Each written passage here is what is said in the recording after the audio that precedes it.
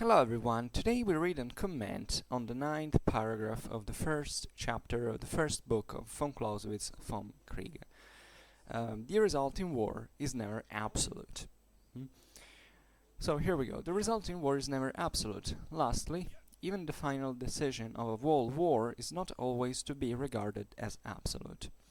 The conquered state often sees in it only a passing evil, which may be repaired in after times by means of political combinations. How much this must modify the degree of tension and the vigor of the efforts made is evident in itself. So very simple, very short today, but nevertheless very meaningful, very important as always. If you remember in the two previous paragraphs and actually up to the sixth, there are these demonstrations ex absurdo that von Clausewitz makes in order to demonstrate the modifications of war that happen in reality.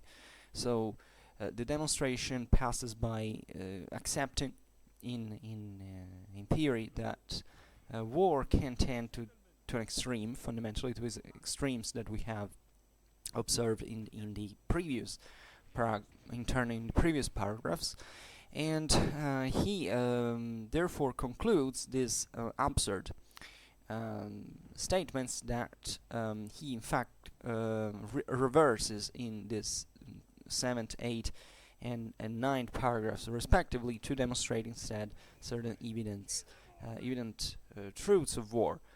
The ninth paragraph fundamentally corrects is demonstrated by the absurd statement that if war contains within itself the solution perfect and complete, free from any reaction upon it, through a calculation beforehand of the political situation which will follow from it. So that was one of the three conditions that this extreme war that in fact doesn't exist in reality would really be. I'm quoting from the sixth paragraph. So in here, the explanation is quite simple. Von Clausewitz fundamentally demonstrates that that proposition is to be false by observing the relation that exists between politics and war that he has already observed previously, and explaining that even the final decision of a world war is not always to be regarded as absolute, as fundamentally the conquered state often sees in this decision only a passing evil. In this outcome, a passing evil, which may be repaired in after times by means of political combinations. So this first of all entails that the enemy even is never to be fully to fully fulfill the enemies, the foes, your own in this case, will, because maybe for that war fundamentally, he gives up what he's been fighting for and accepts certain conditions, but this never entails this has to do rather with the fight in itself and the reasons that bring to that fight. Then in fact von Clausewitz underlines by saying that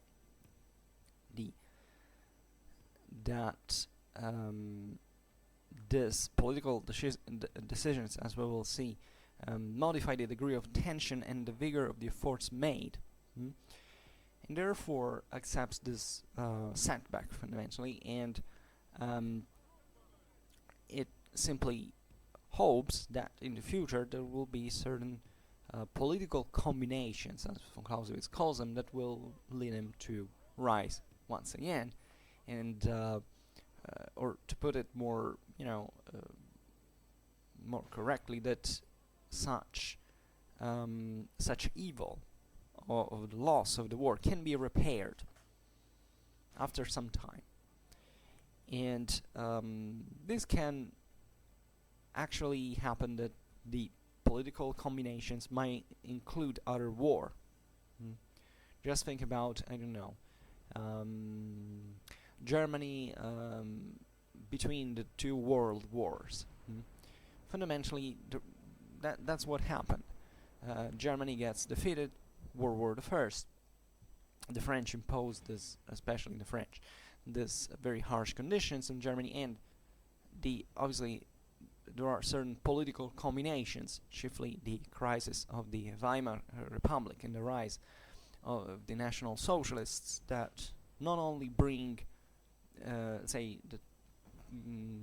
bring Germany back to the status of power of, with a rocketing economy, with the restructuration of the armed forces, etc., but in fact to World War II, in which Germany gets defeated a second time.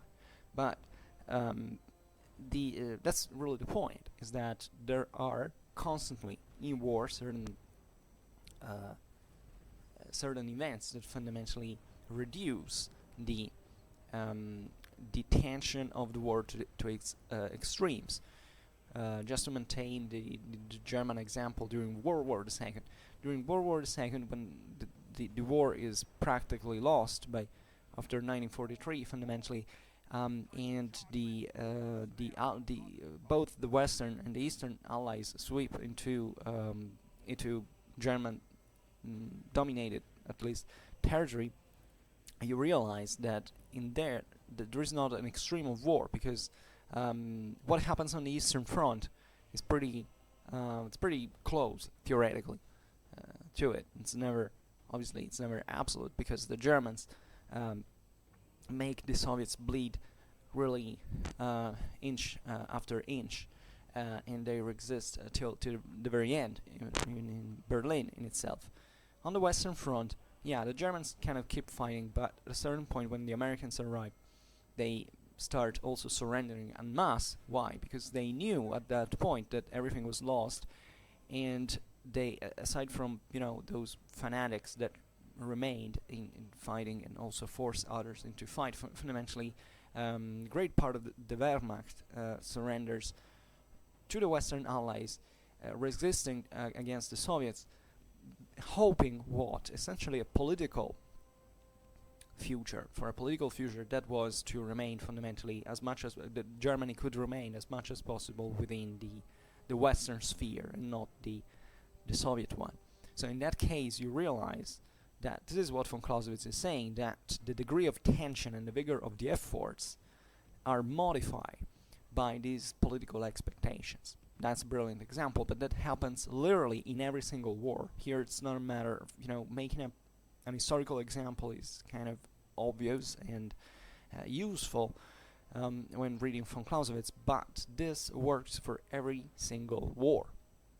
Even in those wars when apparently everything is like a total war, like fighting to the death, there is always a component of your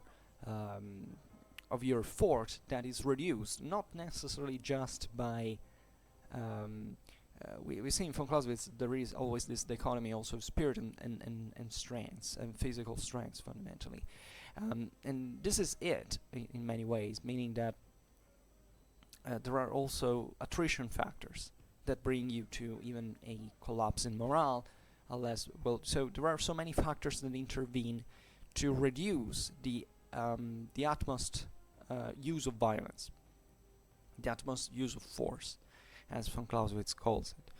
And this is really fundamental, because it's as if, I don't know, I personally picture it visually as a sort of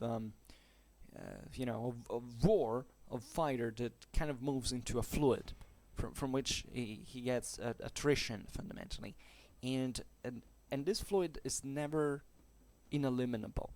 I mean, every single kind of war has this attrition factor that in von Clausewitz really, if I'm not wrong, is separated from the political decisions. I mean, the political decision is influenced in turn by attritional factors, but it's two separated things there on a different level. But let's say that in practice, this translates in itself on a single variant that is in fact the degree of tension, the vigor of the forts, as von Clausewitz writes.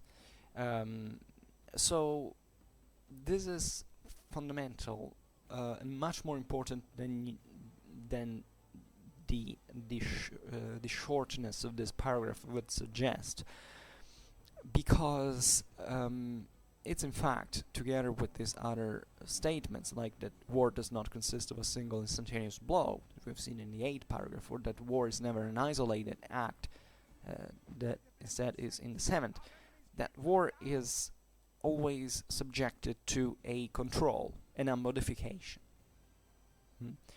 That happens both for spiritual and material reasons, and that this cannot be eliminated.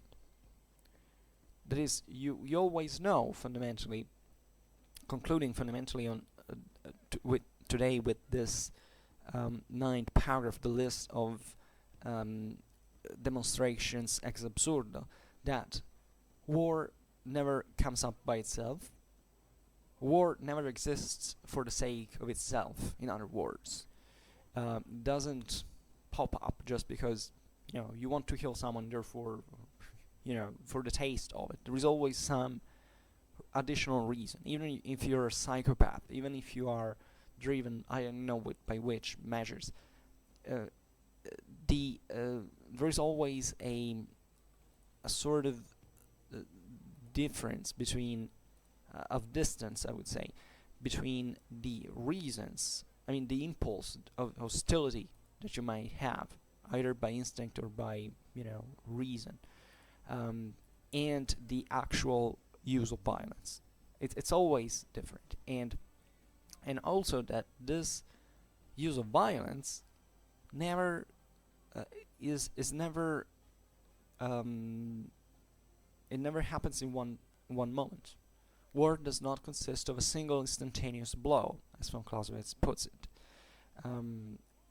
The employment of violence is always calibrated on how this the fight evolves fundamentally. Remember the reciprocal actions that we talked about. Von Clausewitz makes this list. It's always like that. You don't fight against an idling body, something that doesn't react. You always have fundamentally some first of all, you don't know everything about your foe, so your action is always imperfect by itself, and it needs to be adjusted during the fight. Secondly, you need in fact to cope with the enemy reaction that is also actively pushing against you and could even crush you. So this is particularly important because I noticed personally that, I don't know how evident it is, but it's as if I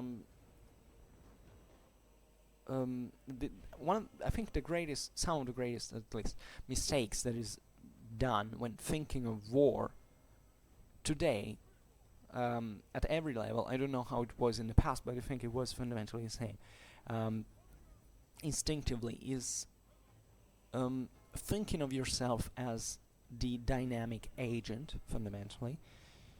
Or at least, when you think war, you always put yourself from one side of the barricade, fundamentally. You rarely, I think people rarely think at war as, there are two foes struggling, wrestling against each other, and each one has a perspective. The way we tell war in our culture, I believe, is always focusing on the perspective of one foe. And this gives often the illusion that this foe is, this fighter, this duelist, as von Clausewitz calls it, is the center of our attention, is the perspective we feel to observe that war from.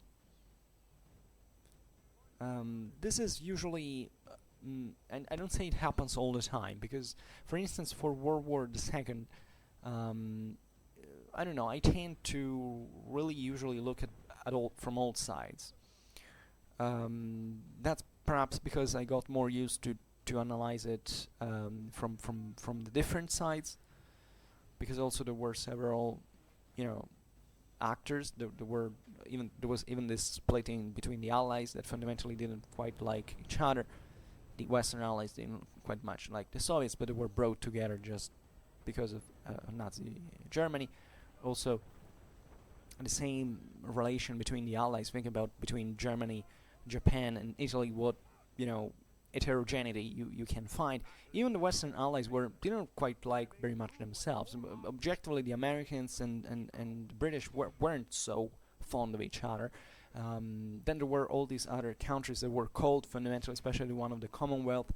That were promised several different things for their participation, etc. So it's a very complex system that normally is studied in terms of, let's look at these various perspectives. But even historically speaking, when you look at, I don't know, other peoples that sometimes we don't know much about, think about to Roman history, how many populations the Romans fought, and about how few we know, in fact, historically from their perspective, from the other side.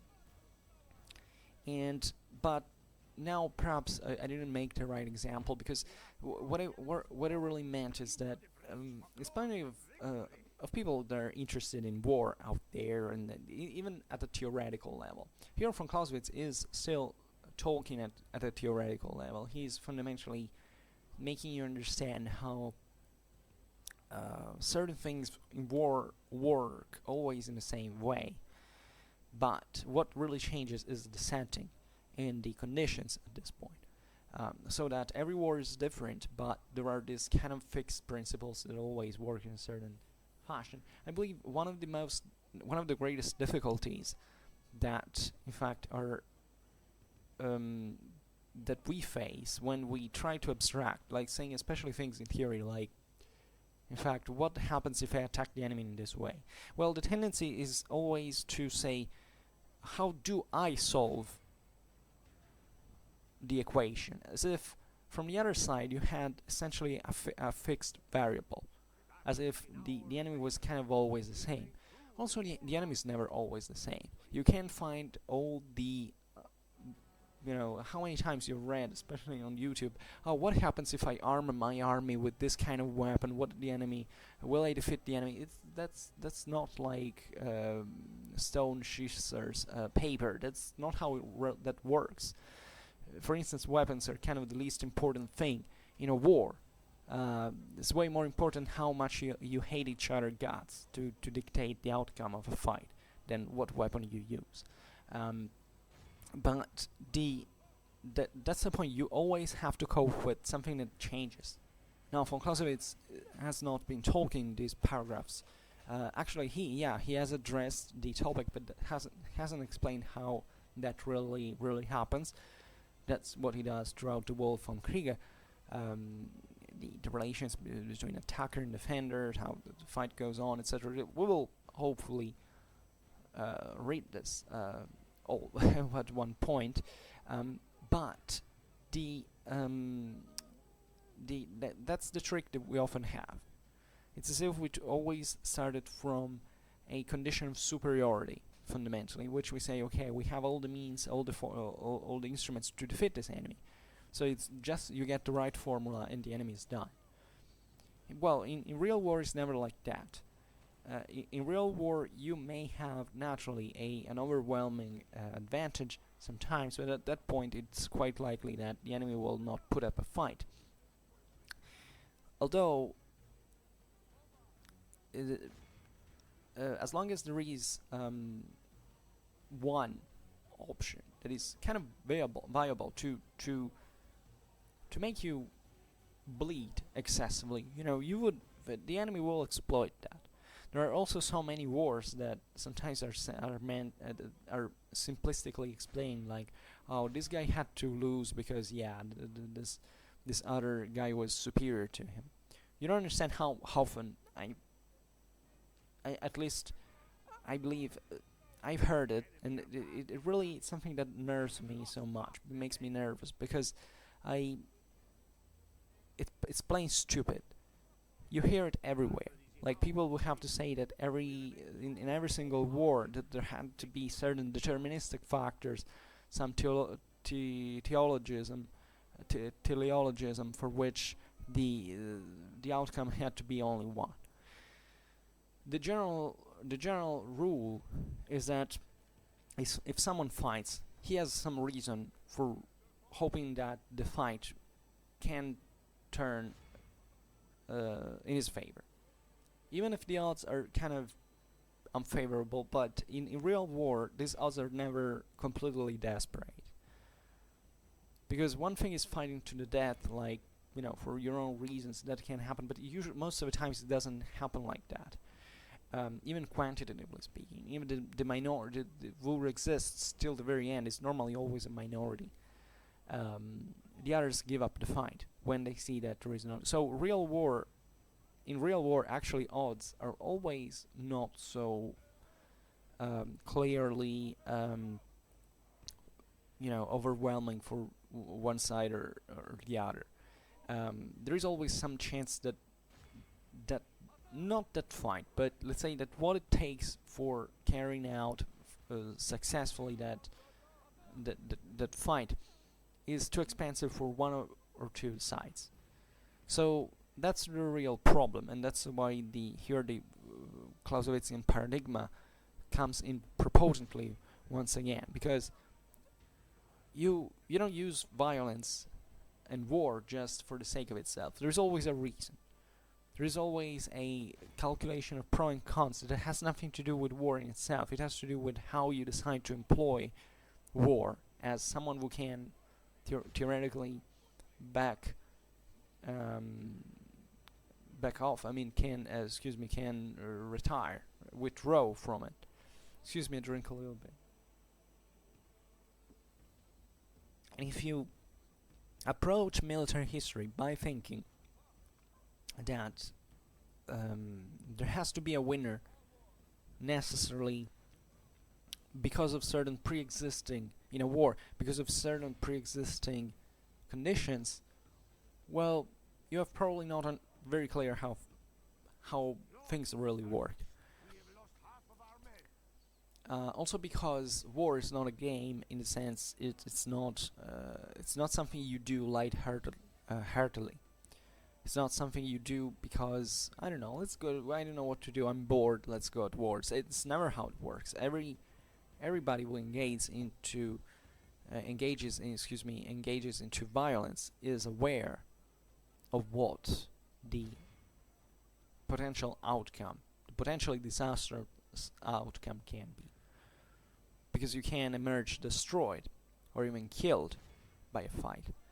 So even if there are naturally certain, this is interesting also at a biological level, because humans sometimes, and especially in, given the way our civilization has evolved, are really can do very stupid things. I mean, it's full of examples of war, of combats, and where people get into for no reason, which was not worth it. And this often happens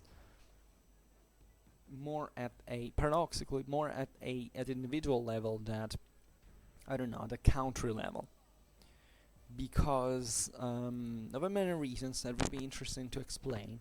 But fundamentally, looking at it from the individual's perspective, your brain sometimes pushes you to do certain instinctive things that are actually pretty stupid to do, and that's simply because our what is stupid here? Who decides that it's stupid? There is not an absolutely right or wrong choice. What makes it stupid most of the times, especially nowadays, is in fact those that you can call political choices, let's say, or better, political factors, because our brain is really set, evolutionarily speaking, when we were still apes wandering around the land. And at that time, that violence that we still have, because civilization developed so rapidly that our genetics didn't adapt fundamentally, and this makes history also very interesting, because given back our 5,000 years, we are fundamentally the same identical beings that we are today. So the humans you study into, of course, they could be shorter because they were worse fed and stuff like that. But biologically, we are the same identical beings. maybe some phenotypes have changed, yeah, some reason, but they're very superficial. The way our brain works is the same. So this the point here is that our brain is still set on that kind of prehistorical behavior that is very difficult to reconcile with with our own society today. Our society is largely artificial. That also depended on the fact that seemingly our neurological system evolved at a much faster rate than the rest of our body did. So that, especially with the opposing thumb, we basically speeded up our ability to do complex things, and we came up with this. Our civilization today is something in this sense completely artificial, in the sense that it's undetached. It's completely detached from what the rest of our biological structure is meant to live in, fundamentally. So there are many stupid things that you can do, including crime and all things to which violence since sometimes and often engaged. Rage, this idea of going crazy and beating the shit out of someone for no apparent reason. Well, it's because sometimes we are really put under heavy stress. We really do, and our brain just tells us attack, something like that. And I know there are we sometimes stigmatize this, like that person is crazy. Yeah, that person might be crazy, might be an idiot, might be a criminal, might be a violent person. At the same time, there is a component of aggressiveness that we constantly repress, that sometimes outbursts, and in that case it's a stupid action, because for our world it is stupid, but at the same time this violence is fundamentally something immediate that happens. Well, now I'm not trying to justify violence in this sense. I wanted just to make the the comparison with violence that instead is exercised by states, by countries. Countries have, in this sense, a much greater amount of complexity than a single human being. That is already an extremely complex system by him or herself. So the countries have this, systems that are political, in fact, in nature, that ended up essentially in delegating someone, even for the use of violence. Actually, it's debatable, but most, I believe, of associated life, of human communities, fundamentally, are created on the base of leadership. So this leadership is not necessarily a military leadership, but it contains in itself the option, the task, the potential task of using violence. This is particularly important because that's what von Clausewitz basically says, is that you can never exclude the use of force from political action. And now I will not go further into the complex topics that I not even know very well from a strictly scientific point of view of why this is the case, how human society is fundamentally organized in this fashion, but it's nevertheless very meaningful to see that our societies have much to do with the way, at least, we manage violence, not really in which we exercise violence, but in which violence can be potentially exerted.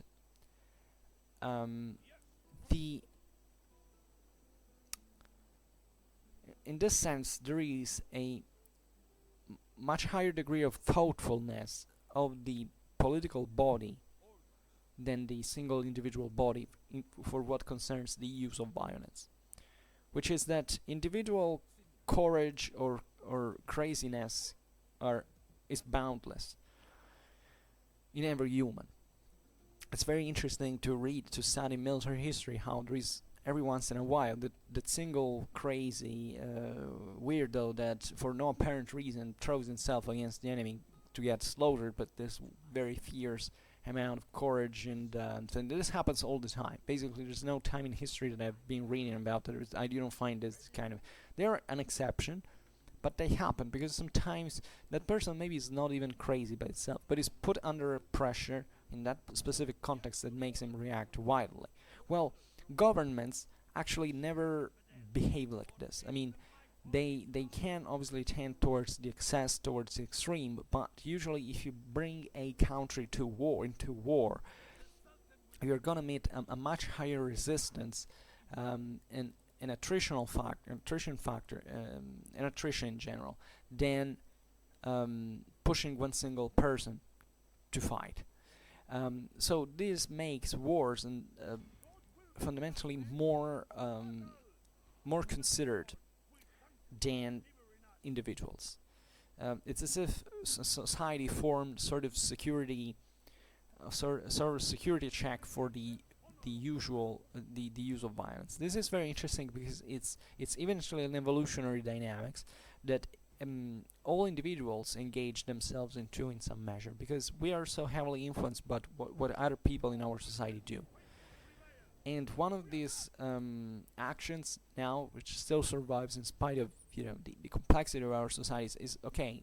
Let's think it twice before going to war. But not really. It's full of people out there who wouldn't mind their country to go to war, and that their decision would be immediately, let's go to it. But when you couple this person only, for instance, with another one, here we see that things change, because from that confrontation, usually a more cautious attitude emerges, because it's as if it was written in our genes, and at that point we have to think not just about ourselves or someone that, by the way, because if that happened to ourselves, we would also be very, very considerate. But sometimes we say, fuck society, fuck other people, we don't care. Let's just do something crazy. Well, when you are put into that society face to face, usually you don't think, or at least you don't act like that anymore.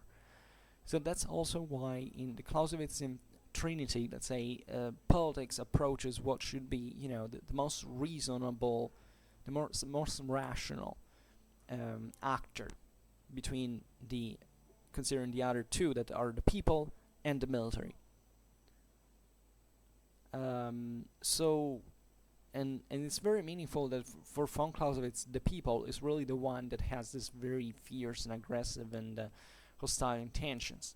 The military appears really instead like a sort of gambler that enjoys the game of war for itself, the probability, the pure action of spirit, if I'm not wrong, what von Clausewitz says. Well, the politics instead should be the brain, the thinking brain, the one that decides whether to unleash whether to give fundamentally ordered action to the fury of the people. I don't think von Clausewitz uses the term fury, but this kind of a style sentiments rather than thinking.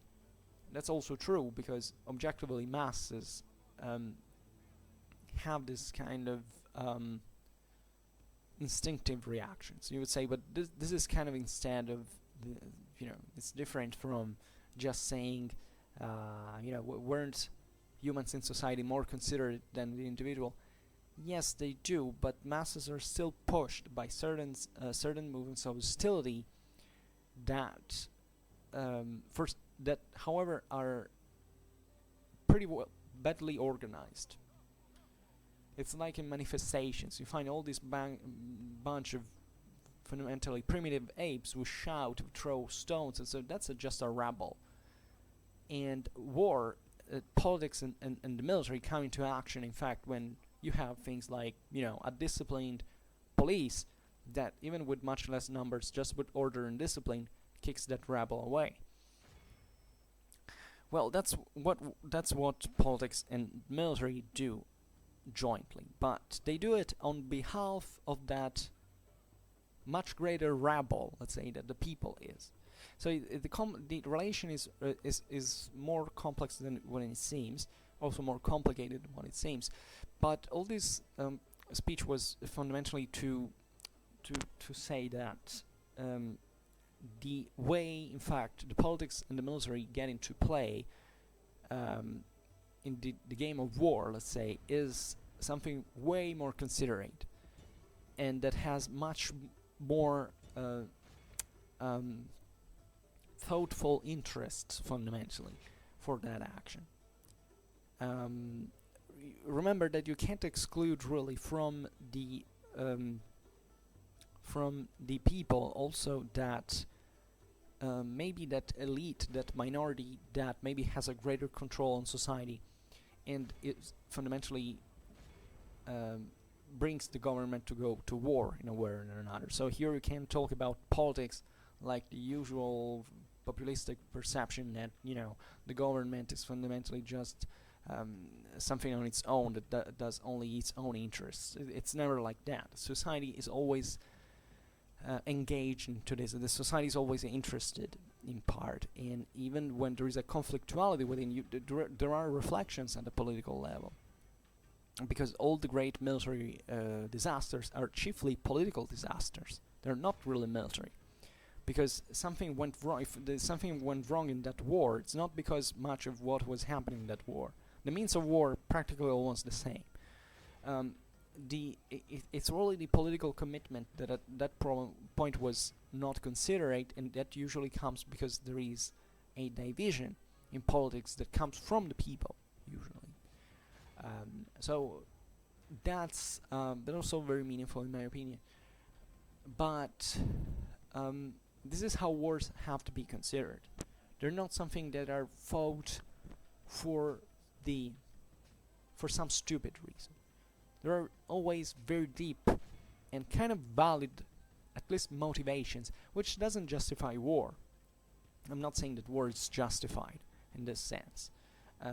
It's very difficult to justify war, and it's always been a great challenge because everybody fundamentally tried to do it. But it's just like saying that when you study war, you can't study war like, you know, there was a crazy guy who wanted to make war, and that's how it went. Because that's also very stupid narrative. It's like with World War II. Many people just think, especially that there are so many people who are obsessed with an abstract tyranny that is embodied just by one man. For many people, World War II was caused only because of the single individual of Hitler. But this is wrong, historically speaking. If that guy had been alone with, against basically his whole country, that would have never happened. The myth that totalitarianism, wherever in the world, is fundamentally just enforced by a minority, and that this doesn't work at a social level, it's not at least triggered by some social participation, is actually a gross historical misunderstanding. It happens that a totalitarian regime is able to, for instance, to disarm the citizenry, is able to enforce its rule. But also in here, besides the fact that it's very difficult to control a system that is fundamentally, just think at how the Soviet Union ended. The Soviet Union ended because fundamentally the economy was going, of course, bad, because that it's the economical, the political and economical formula at the base that had serious problems. But it also began because all those countries that is fundamentally the Russians rather than Soviets abstractly occupied were now rebelling in some measure, and they were making the whole system shattered. So even in that case, you had the Soviets that had some of the most devastating military arsenals in the world, and yet that system still collapsed. So that obviously the Soviets had the deterrent to commit mass slaughters of but in the 80s, in the 90s, that would have been possible to achieve. Of course, the Americans would have not allowed, but in general, the same at that point within the same Soviet Union, it would have been questionable whether to do that. Also because by slaughtering So many people, the whole even economical fabric, socio-economical fabric of the say the Eastern Bloc would have collapsed in some way. So you realize even in here how there are so many factors that it's never just violence in itself that can solve the thing. It's not, and violence is always guided. It's always an instrument. It's really the political action. That's also why violence in itself is nor moral nor immoral. Violence is just a mere instrument, and that's how it fundamentally is used. And you have to have reasons, and a valid base, a valid I don't know how to say this, conditions fundamentally in order to use it and to achieve your goal fundamentally, which is also very difficult to achieve, because violence is always something immediately. Another thing that always gets me extremely agitated, say legitimately I don't even know, altered. It's kind of a fitting. It's the idea that the war is inhuman. That war, this is probably the most stupid thing you can hear ever, and in fact it's a culturalist assumption. This shouldn't be. The idea that war is primitive, that war belongs only to the realm of easy feelings, of instincts. Only bad people use it. Absolutely not. History, and von Clausewitz, by the way, demonstrated very clearly that the destructiveness of a civilization does not decrease with its progress. On the quite contrary, is true. And violence and war is fought just as an option that you always have in your pocket. It's just an instrument. What it can be really moral or immoral is the political decision.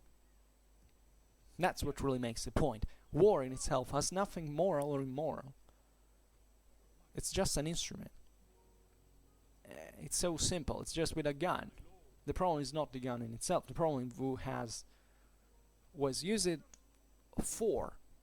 And there's a big difference whether you use a gun to disarm a criminal that is threatening other people's lives, and another between, if you're the criminal with a gun that is committing that crime. That's really the watershed. It's not the gun in itself. It's not the violence in itself. So whoever thinks that war is somewhat a stupid decision that every once in a while a country makes for no valid reason is fundamentally naive at best. And this doesn't mean that war should be done just gratuitously. There are mistakes that are done in conducting wars. I mean, I think we live in a period in which we realize how the military instrument sometimes is misused, or, I mean, not just it's misused, but it's sometimes also misused, because there are countries who are not capable of, they don't have a political and they don't have a strategical culture, and this is a problem also for their self-standing in the world as free countries. But let's say that the military instrument is sometimes used poorly, with poor planning, without understanding the consequences. That's a problem. That's a problem. But usually, if war is fought, there is always some kind of solid, sound motivation. And it's very it happens very frequently, telling the truth, to have to get these perceptions like war is just it's done because that state is evil. Well, if you think like that, it's because you have given up history. Let's be honest. You've given up any will to understand what is going on in wars and why countries get into war, because wars are extremely costly and extremely dangerous, and governments know this at all times. So also in there are better or worse decisions, but reducing international politics to simply saying, oh, okay, there are the good guys and the bad guys, and if I had been in their place, I would have done better. It's child talk fundamentally, and there are strategic analysts will work years and years to figure out exactly how certain things happen or have already happened in one place. The first guy who wakes up in the morning without having read anything and saying, "Oh, that war is evil," or "that war is wrong," that they shouldn't have done this. I have an easy solution. I have an easy answer. It doesn't work. It's like with history. It's very easy to sentence shade about history. Probably I do it very often myself, which happens the more you talk, and the more chances are that you will at one point. But there is a big difference between speaking about things you know and speaking about things you don't know. And you should always try to say, okay, because you can't know everything, you can't even know fully what you're trying to explain, so you should get to a sort of also in there, it's based on your moral standards, fundamentally, how approximate your narrative should be. There's never such a thing like a true history. It's never been, never will be, by definition. But still there is an enormous difference between, I don't know, one guy will just come out of high school and, I don't know, a 60 years old professor has studied, has read thousands of volumes about a single topic. There is a difference. Then it doesn't mean that it's always true, but tendentially, and that's what the balance. It's very Aristotelian in a way. There is always a middle ground that should always balance things out.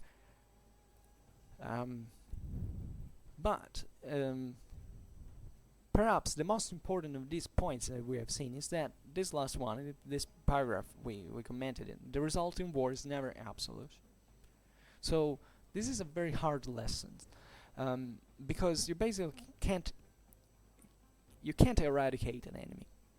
I mean, seriously, even if you wipe this guy out literally with a nuclear arsenal and you say, okay, I really have literally vaporized him, the point is that this has some consequences even in the way you use that element. First of all, because you don't live in a vacuum where there are just you and that person. Secondly,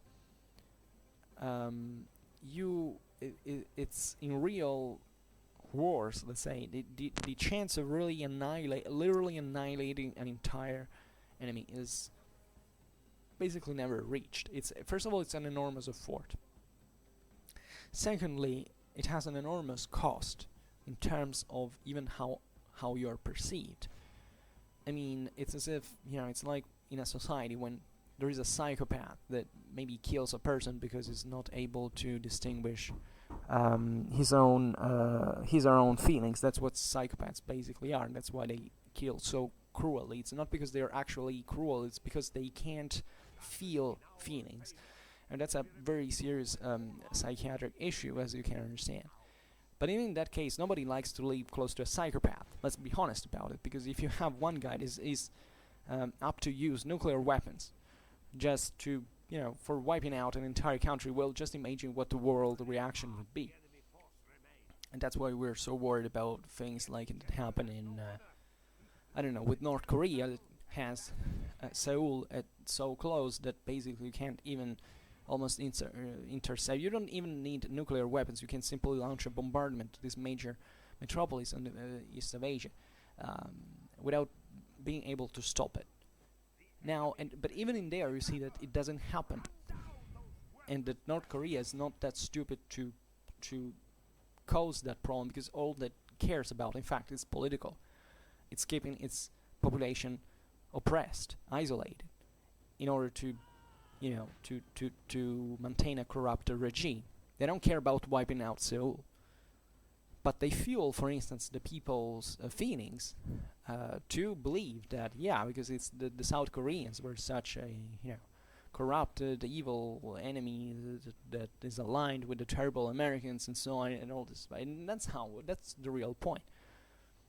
Nobody's using that, so it's mostly the threat of violence, the deterrence that actually even plays into this, which is already enough to say, okay, that guy is dangerous. It destabilizes the situation. So that's also, interestingly enough, the point is that we are social beings. Even von Clausewitz here, when he was making the example of the duelists, as if war is a matter of two people isolated. Well, that's theoretical.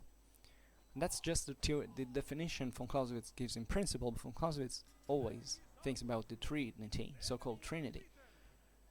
And to the fact that in fact, we are social beings. You have seen there are allies that intervene.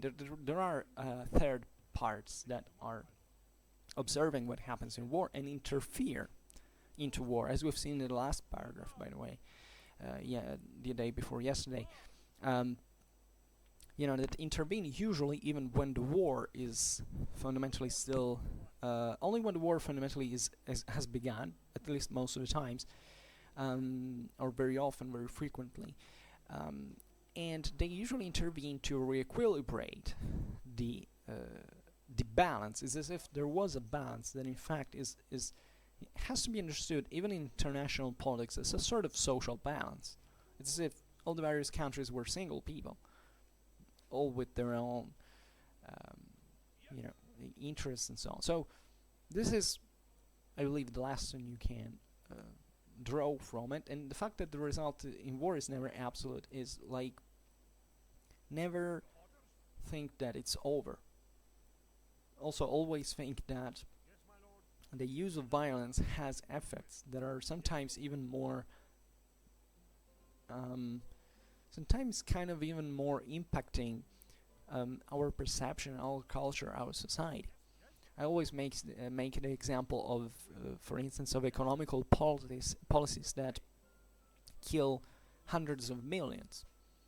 Even certain products that are sold, take cigarettes, those actively kill people. It's as if it's the same equivalent of giving a gun in the hand of someone and letting them shoot. But we go nuts. In fact, if I don't know, in a war there are 1,000 kills, and then we don't care about all the other things that actually kill, and like tens and thousands more than that, and we don't care. So even in here, I believe what the lesson is that we're still very much impressed instinctively by things. Like, war is something, is even very theatrical, very scenographic in its way. It's very effective. It's spectacular. That's the term I wanted to use. It's something everybody's kind of worried by. It's like, I don't know, what happened here in the West in general, sometimes with Desert Storm. When in winter 1991, America started its bombings on, it started its invasion of Iraq. People were still obsessed with Cold War mentality. I mean, the idea that if someone pulled the trigger all of a sudden for some domino reaction, everybody would die because of a nuclear holocaust. Well, Desert Storm was a very well confined operation, very well carried out. That is also one of most brilliant examples of the military mean that is called out at a certain point by politics. Just to reconfirm once again the Clausewitzian paradigm. But on that occasion, this is interesting. There were people who, knowing on the war, started aggressing supermarkets to buy supplies to store, because they feared that because of the war in Iraq, the World War III would have started. Because people were not absolutely understanding, of course, what the international situation was, that nothing would have happened under that point.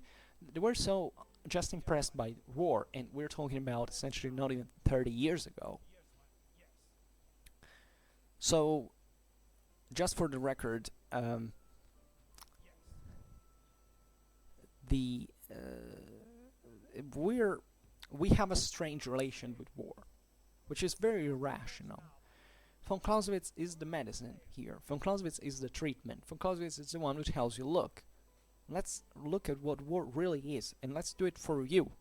Because I already know what it is. I'm just telling you for your own benefit. I've been into war ever since I was 12, and I spent all my life fighting. I've seen so many battles, talked to so many officers, etc. I know, I've seen it all before. I know what this is about, and I also know that the other military theorists got it wrong because they have other objectives, other ideas that they're faulty. Here I'm telling you what war is.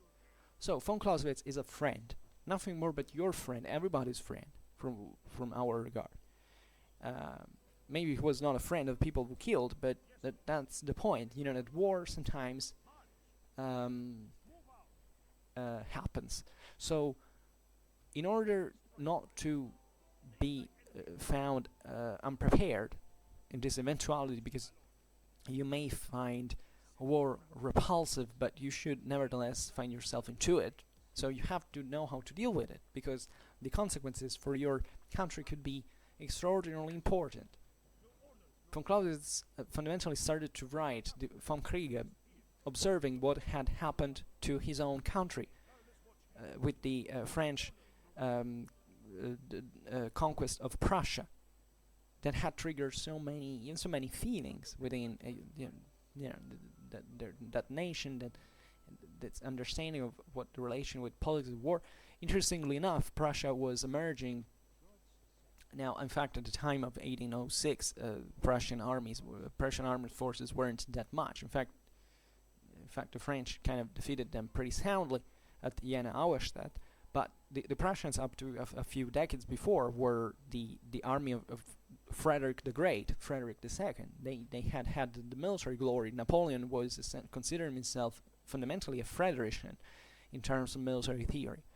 So there is also this in here emotional and psychologistic, I would say. I know it sounds bad, but effect. I mean, the idea that chiefly pertains to the people. That is the idea. Okay, our military is always kind of out there, so we can fundamentally not to think about the business of war and how our military forces should be organized and employed and so on. And that's terribly mistaken, because as a citizen, especially, as a subject you're prevented to do it, but as a citizen you have a duty, a civic duty also to watch over your own armed forces. Not just because they are fighting for you, but because those are same citizens that are fighting for the whole country. It's also very sad today that we are coming back to an ideology in many places of the West, for which essentially the military is a sort of case on its own, and that people is something different. We need even to qualify them as warriors, not anymore as as citizen soldiers. You find this garbage ideas going around as if people really believe that true modern military men should be warriors and not soldiers. Say, study something about military history and learn what a warrior is and what a soldier is and why we need soldiers, not warriors. And because you want to make this kind of emotionally effective talking about the warrior, because it evokes such, in fact, instinctive reasons. Well, it's instinctive feelings. Well, military history teaches us that instinctive feelings are crushed by reason into war. Because in war, it's not the strongest that wins, or the more courageous. It's the more intelligent, by rule. That can also happen otherwise, but it normally doesn't happen. And do you want warriors instead of soldiers? You want to conceive your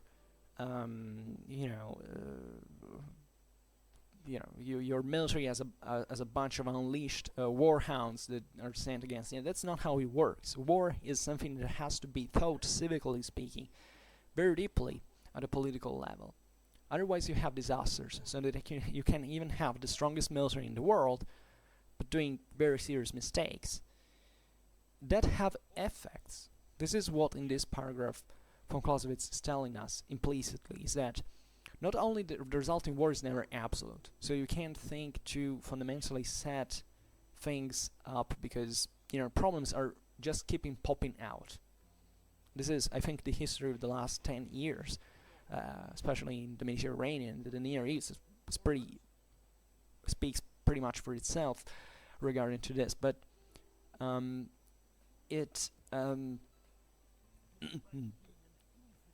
not only, but you're gonna have a, you know, people are gonna remember this. So this heavily plays on politics because it basically brings you to a situation in which you're not alone. You're not just there are two people on Earth. You kill that person. You the other person, you got it. You live into a world with billions of other people, so many other countries, and then just yours and one of the enemy. So you can't reason realistically in terms like of absolute war, of total war. You know that the Nazis, for instance, resorted in 1943, having acknowledged that the war was lost, practically speaking, at least, to the idea of total war, taking it and distorting it from Clausewitz, from the Clausewitzian theory, to do what essentially? Well, of course, now the Germans were resisting very harshly, but it's not that they were fighting less or more than what they had done before. The point now was trying just to convince the population that now it was total war, that now the truth, all the strengths of the Germans would have been brought out and they would have achieved victory. No, they were losing the war. War was already lost. It was just a matter of time. So, but even the picture of things like total war, and this very punching expressions and so on are very meaningful in our society. They echo very deeply, and they can even convince the naive that that's a thing. Well, I believe that the more we discussed from military history, and the more we get that naive, the more we renounce to our political responsibility, the more we turn our back, the more we cause mistake and ultimately other pain and other sufferance, instead of building a functional world where you can't eliminate war or conflict for that matter, but you can still reduce it to that minimum for everybody to live in, you know, the better as possible. And that's our duty, I believe, in many ways. That's the reason why I still have some confidence in civilization.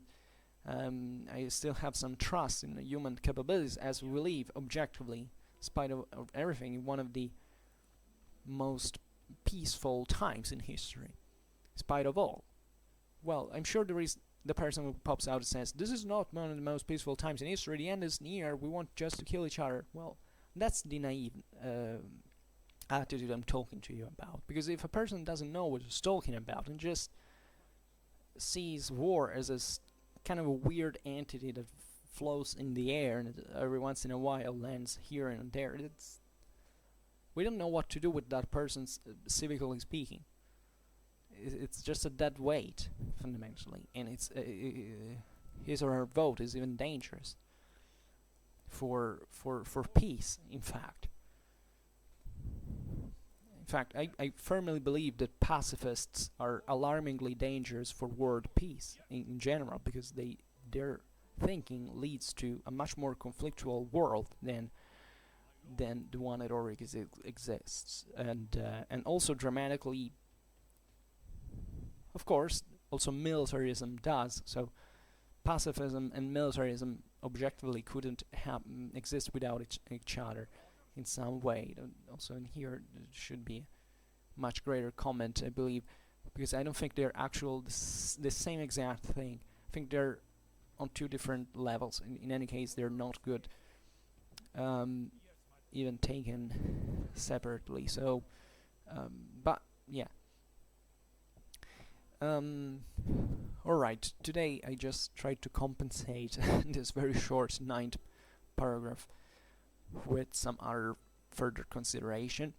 So for now, okay, now we will read other relatively short paragraphs. The next one is on the probabilities of a real life take place, of the conceptions of the extreme and the absolute. Yeah, kind of interesting. Okay, so for now, I just hope that you enjoyed this video. If you did, please share it. Otherwise, leave a like or subscribe to my channel if you're interested in my upcoming contents. And for now, I thank you as always heartily for listening to me. I wish you a nice time and see you next time. Bye.